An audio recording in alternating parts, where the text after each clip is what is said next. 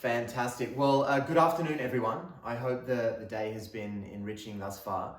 It's a real privilege to be speaking directly after Lorraine. I am dialing in this afternoon from Wurundjeri country, and I've actually lived here now for the 5th separate time, and it's a really beautiful, incredible part of the world. And I feel like every year that passes, I'm becoming more grateful for the opportunity that I've had to learn about and I suppose more intimately relate to country. And with that, I'd really like to pay my respects to elders past, present, and emerging. Today, I'll be discussing the ethical intent to action gap. I'll be referencing both systemic and acute challenges that hinder our capacity to do ethics well in many organizational contexts. I'm going to have a crack at describing ways in which participatory ethics, taken within a broader socio-technical approach to ethical decision-making, can actually enhance our capacity to bring about a better world. Very briefly, I've been leading socio-technical ethics work all around the world for over a decade. I do my best to draw on a variety of theoretical contributions and I suppose work in, through, and beyond disciplinary boundaries wherever possible. And it might also be worth saying that I'm informed by very big picture thinking about our historicity, about the current state of the world, about possible futures, and very importantly, about how our collective agency can be part of bringing those not just possible, but preferable futures into reality. Currently, I'm the ethicist in residence at CoLabs. I run Ethics in Action for the Royal Society of the Arts, Manufactures and Commerce, or more commonly referred to as the RSA. I'm an independent researcher and advisor to many organizations. And in a slightly more personal sense, I'm just generally trying to strike the dynamic balance between living well and also contributing to causes that truly matter. And that's not always easy, as I know many of you are intimately aware. Before getting into the crux of this, if we're not already connected, please reach out on LinkedIn. I'd really love to learn more about the work that you were doing and specifically learn more about the unique perspective that you bring to this movement that we're all part of. So I'll start the formalities of the presentation by highlighting the ethical intent to action gap. This is something that's consistently observed across contexts. In fact, Donald Sull and colleagues back in 2020 published work that looked at the relation between corporate value statements and corporate behavior. And their suggestion is that there isn't even a statistical correlation between said published corporate value statements and the way that the very same organizations behave. So what is this thing? What am I trying to describe? Well, the ethical intent to action gap is basically the gap between what we say we want to do in a normative sense and what we actually do. And interestingly, but perhaps especially in AI ethics, we've seen a pretty tight distribution in terms of the ethical principles that we tend to agree really matter. And many of you will probably recall back in, I think this was also 2020, Kansu Kanka and her team at the AI Ethics Lab categorized all of the public published principles at the time into 4 themes. And these themes align very nicely to the principles of principalism, which, if you've done any work in bioethics, you're probably pretty familiar with. Now, the image that you see here comes from much closer to home, the Responsible AI Maturity Index 2024. I'm not going to get into the nuances of what this suggests and what it perhaps leaves to the imagination for now. I have published a bit on this already, but I'm popping it up here as an attempt to highlight this ethical intent to action gap that I refer to. And in so many contexts, including the one that many of us spend a lot of our days in, this gap is alive and not so well. Although this pains me to some extent, a robust systems-informed analysis of the causes of this ethical intent to action gap are way beyond the scope of my brief presentation. I will, however, suggest that any acute analysis, say within an organizational context, which is largely the work that I do, is likely to fall short of being particularly useful if it's not mapped to some of the deeper system drivers and the interconnected and interdependent crises that we face that Lorraine just referenced to kind of what I'm talking about here. Some of you may have heard of this referred to as the polycrisis or metacrisis. For various different reasons, I fall much more into the metacrisis camp. And if you're not familiar with this framing of our global predicament, I think it's a very useful one. The reference that I provide at the bottom of this slide provides like an absolutely wonderful overview. It's about a 45-minute viewing, and strongly advocate you checking it out if this is of interest. Coming a little closer to what I do in a more day-to-day setting for client work, I really see three specific patterns playing out very consistently in organizational contexts, and this is both public and private. And these patterns seem to very directly hinder the capacity of organizations to do ethics well. And I've written and spoken about this quite a lot. I probably sound like a broken record. So for now, I'll simply say that something closer to the opposite of these three patterns, or what I think we really need in order to bring about organizations that are more effectively able to reflect and then act on what is both good and right. Some of you are probably familiar with Ted Lecherman. I think he put this rather brilliantly recently in a keynote. He refers to this phenomena, basically the idea that we're not really doing ethics, as ethicophobia. And it pains me to some extent to admit this, but I see this playing out in pretty much every context I'm invited to participate in. What I'll do is, if it's okay, just provide a brief example to illustrate this ethicophobia in action. So I was recently asked to advise a public organization in its approach to AI ethics. And this organization is basically responsible for ecological custodianship in their specific jurisdictional context. Now, when I started to dive into their work to date, as I often do, I realized that there had been literally no systematic normative reflection, as Ted put it on the last slide, absolutely none. And there was zero thought given to the impact that these systems have on planetary boundaries. Now, that's concerning enough if you're a typical corporation or public institution, but it's especially concerning given the organization's purpose for existence.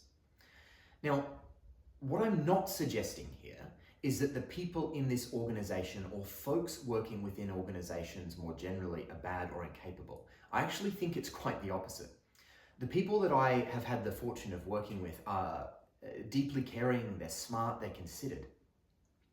The problem is that their organizational context, the authorizing environment in slightly formal parlance within which they do their work, it doesn't afford them the opportunity of actually doing ethics. And as a result, in this particular case, this organization had failed to engage in a meaningful process that could inform decisions and actions. They had, if you will, assumed ought and jumped straight into can.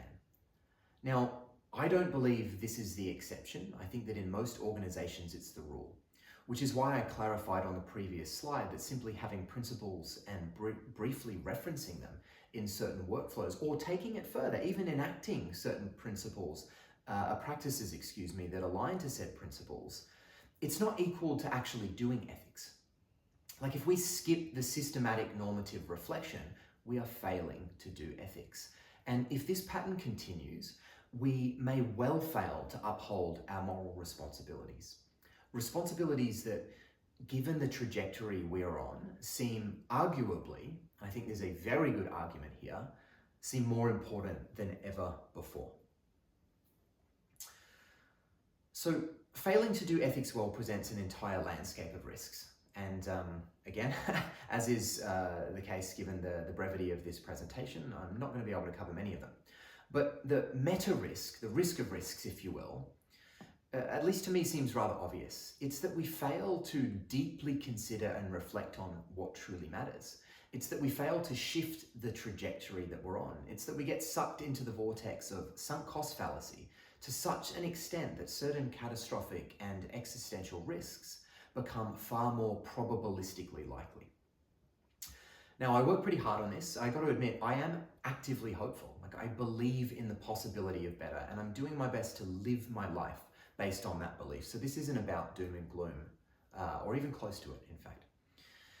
Now, I don't have some 3-step process to fixing this. There's no magic bullet or magic pill. It's far from it. I think we have to do more of a different kind of work. But as part of my work, which is really about developing socio-technical systems for ethical decision-making, one of the things that I strongly advocate for is a robust approach to participatory ethics. Now, participatory ethics is an approach to systematic normative reflection that invites diverse participants into both very specific and often, and ideally, more longitudinal environments, where the big questions can be asked, deeply pondered, and very importantly, pluralistically answered.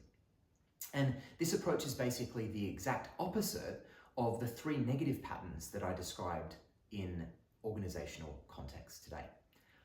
These approaches, in my experience, are far more capable of surfacing and working through tensions productively. This is really important. We see tension at every level that we can sort of observe the universe.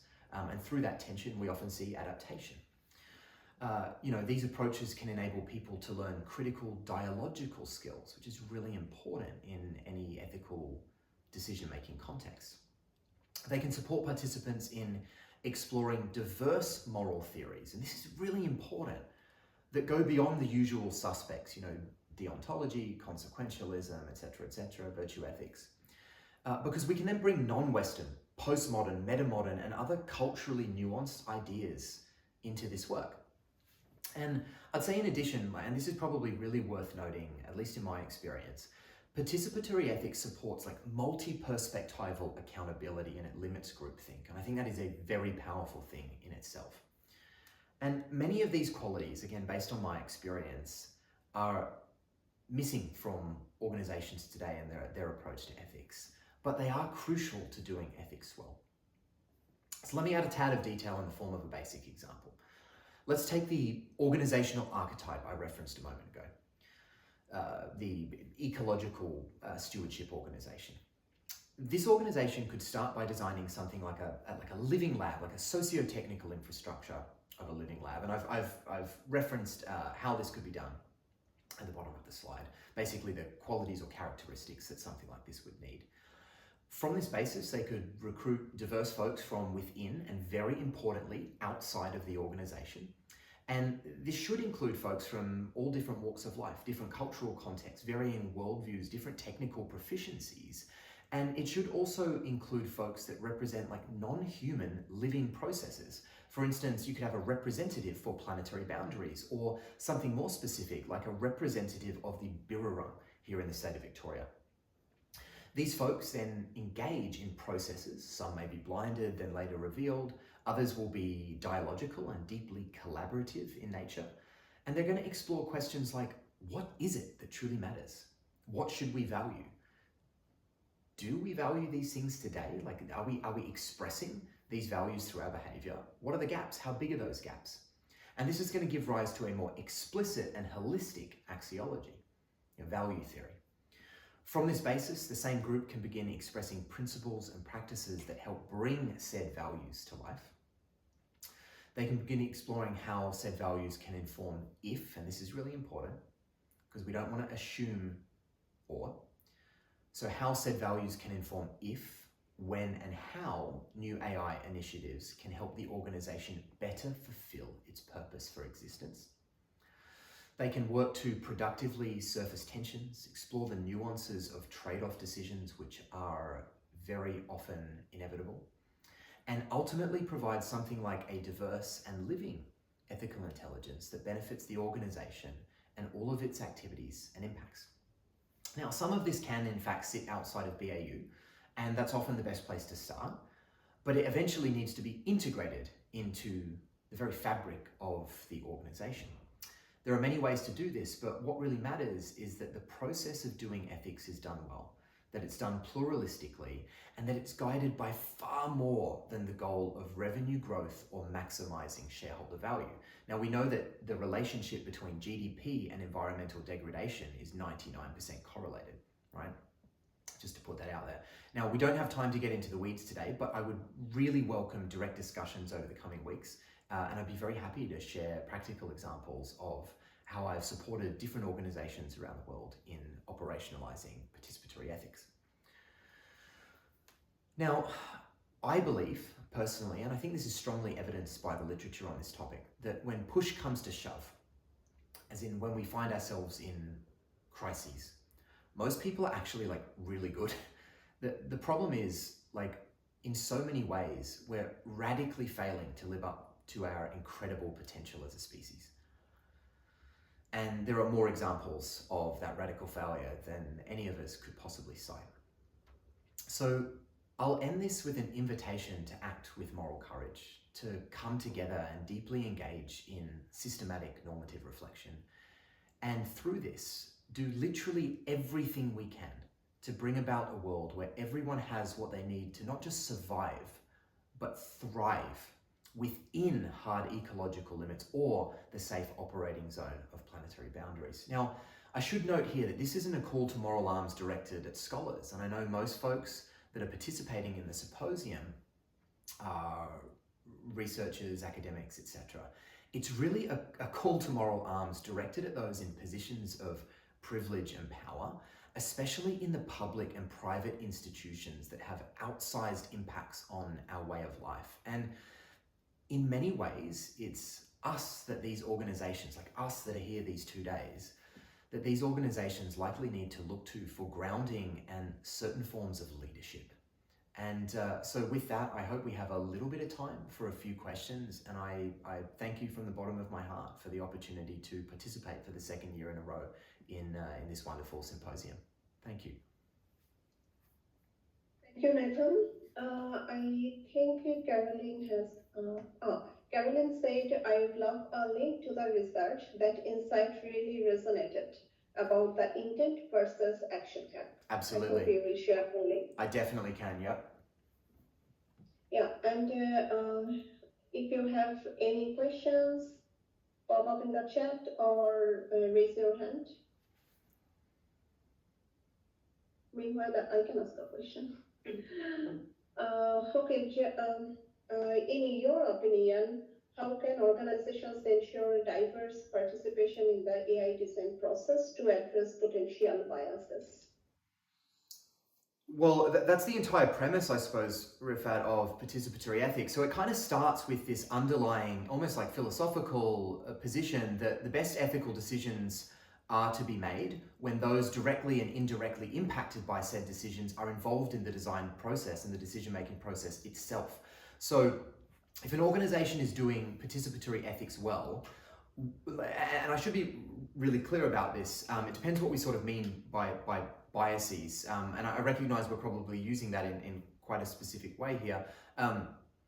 But through the process of inviting diverse participation into this, systematic normative reflection, one of the things that we can potentially do is be very explicit about sort of like bias identification and trying to weed out, if you will, harmful, like morally unacceptable biases.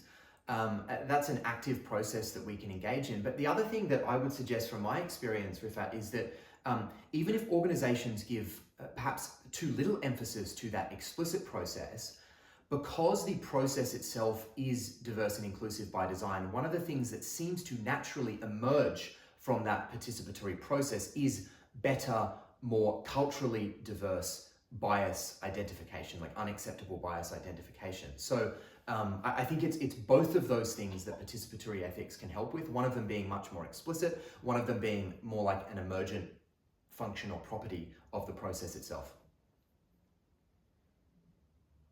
Okay, do you have any question? I'll ask a real question now if nobody else is. You talk about participatory ethics and some of the behaviors and actions that go with that, which makes my heart really happy, the thought of being in a workplace that engages in that kind of activity. But I can also see that there is actual work involved, right? It is not an easy box tick. Correct. And some people might feel really resistant to some of those processes. So I guess, in your experience, how do you bring the argument home? Like, are you working with people who've already seen the light and they're like wanting to engage in this process, or how do you take them down the path? Similar to my question earlier this morning, how do you deal with that resistance or get the traction that you need to get people actually doing the behavior? Because that's hard. Yeah, it's such a good question. Look, I've explored many different sort of like theories of change and different approaches to enacting change within a sort of complex organizational context. I would say that for the most part, most of this work tends to start with reasonably favorable like initial conditions. There are fairly influential people within said organization that already believe this matters, and they're lost as to how to do it. There's a real challenge in attempting to convince people that this matters, because to those who think it matters, it's like overwhelmingly obvious. It's almost like taken as like I don't know, almost like a underlying metaphysical kind of reality or something like that, right? It's just like, of course, this is how we should do it. And I suppose, yeah, that's where most of my work has been. And for various different practical constraints, I'm a solo operator, and you never work alone. It's always a collaborative process, but I don't have the resources of, say, a Deloitte or whomever to try and do the kind of like convincing the market thing. And I think that needs to be done. I think that's really important to provide grounding arguments as to why this is like holistically beneficial. And I've attempted to do that in certain ways, but I don't believe I've been particularly influential because I don't have much of a platform. So yeah, that unfortunately, well, fortunately and unfortunately, most of the work that I've had the privilege of doing starts with reasonably favorable initial conditions where folks kind of get the value of this, and they're really just looking at how to do it fundamentally better. Okay, thank you so much, Nathan, for your excellent presentation. Now I'd like to invite